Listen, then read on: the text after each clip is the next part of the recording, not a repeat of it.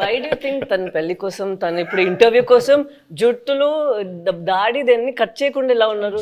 ఎప్పుడు ఏం వచ్చేస్తుంది, ఎప్పుడు మనం షూట్కి వెళ్ళాలి అని ఇలాగే వదిలేస్తారు. నేను పెళ్ళికి వెళ్ళి వీళ్ళు కింద కూర్చుంటారు కదా, వంగి అక్షంతలు వేస్తున్నాను. పరిచయం చేశాడు ఈయన, అంటే తెలుసు అన్నట్టుగా ఆమె చూసింది. I have a question sir అంది పెళ్లిపేటల మీద. ఇదేంటి క్వశ్చన్?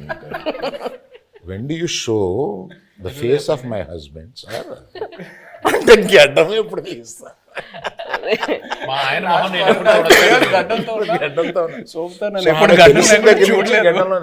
గడ్డం లేకుండా భర్తను చూడాలనే కోరిక అది నా చేతిలో లేదని చెప్పుంటాడు ఈయన.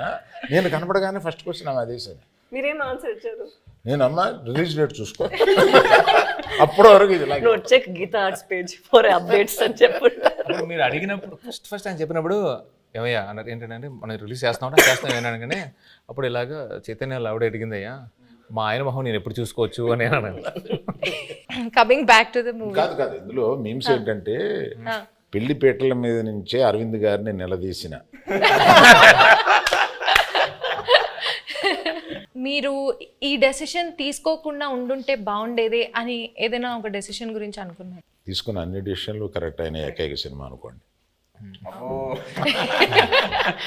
ఓకే సార్, మీ ఫ్యాన్స్ ఎస్పెషల్లీ మీ ఇద్దరు గురించి, మీ ఫ్యాన్స్ వెయిట్ చేస్తున్న వాళ్ళకి ఈ మూవీ ఎలా ఉండబోతుంది? What is it going to give away to the fans? తను ఇద్దరి కోసం తను చెప్తారు.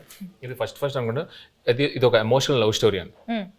సో ప్రేమ పుట్టడానికి అది ఏదైనా ఒక ప్లేస్ కావాలి, ఏదైనా ఒక సిచ్యువేషన్ కావాలి, కౌమార దశలోనో కాలేజీలోనో ఎక్కడైనా ఉంటుంది.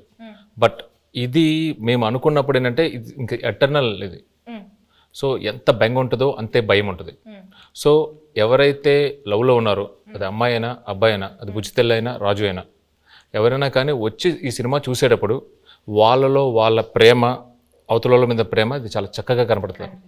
ఒకరి మీద ఒకరికి ఉన్న బెంగ, ఒకరి మీద ఒకరికి ఉన్న భయం, ఒకరి మీద ఒకరికి ఉన్న కోపం చక్కగా కనపడుతుంది. వాళ్ళని వాళ్ళు చూసుకోవచ్చు.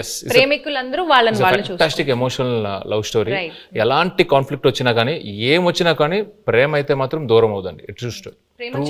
ఎస్, మీరు దూరంగా ఉన్నా, ఎలాంటి పరిస్థితులు ఉన్నా, ఏమున్నా కూడా ప్రేమే ఇస్ వాట్